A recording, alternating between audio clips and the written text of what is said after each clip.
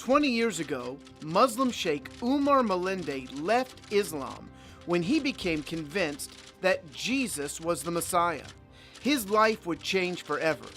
This is his story.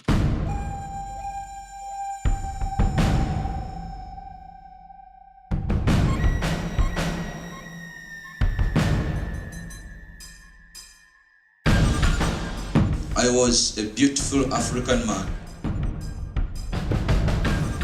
and my face was disfigured. Not because I am a thief, because of my love to Yeshua.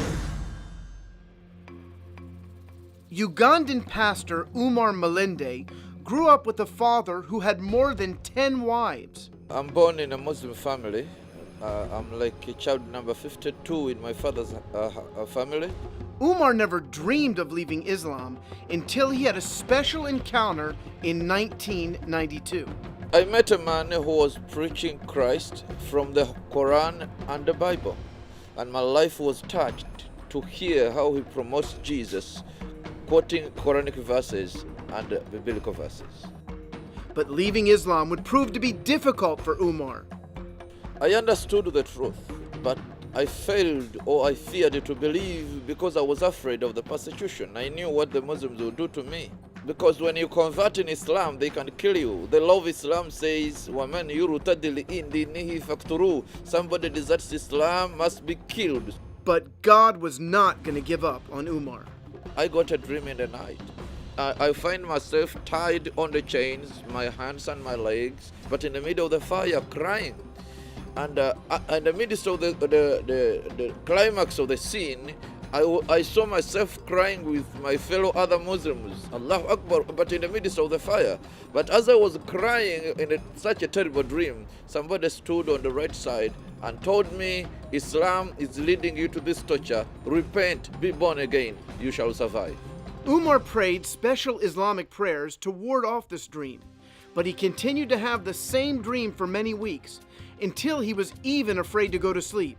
And then he remembered what the preacher had told him. I remembered that the preacher said when you pray anything in the name of Yeshua or Jesus, something can happen. So I prayed that night and I said, Lord, if you are the one God who wants me to be born again, let not this dream come again. So that night I slept like a baby. The next morning was Resurrection Sunday, and Umar went to church for the very first time. That day I was born again. But amazingly, immediately as I was coming out of the church, the persecution began. Umar faced intense persecution after he came to faith from his family and other Muslims as well. Despite it all, he got discipled, he got trained, he became a powerful evangelist, God using him all over Uganda. Then he birthed a church that grew to over 1,000 people, and over 30% of them were ex-Muslims. I began to testify in small meetings. I went to a Bible college, I was trained, I have a Bachelor of Arts in Theology. And then I began ministry on international level in big meetings, in stadiums, and thousands have been giving their life to Yeshua, to Jesus Christ, and I thank God for that.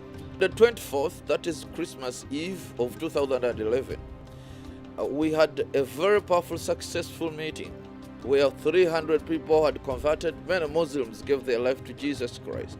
In the Bible, it says when a sinner repents, there is a celebration in heaven.